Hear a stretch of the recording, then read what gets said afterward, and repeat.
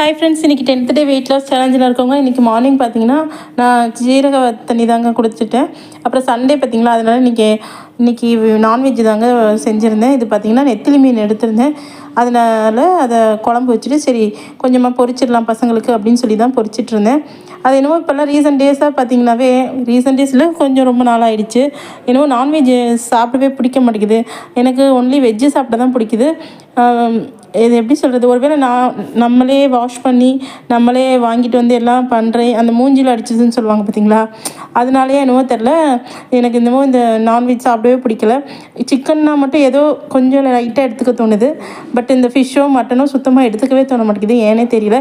அதனால் நான் என்ன பண்ணேன், எனக்கு மதியத்துக்கு பார்த்திங்கன்னா கவுனி அரிசி களியும் இந்த குடமிளகா இருக்கும் பார்த்திங்களா, அதில் பொரியலும் செஞ்சுக்கிட்டேன். மார்னிங் வந்து உப்புமா சாப்பிட்டேன்.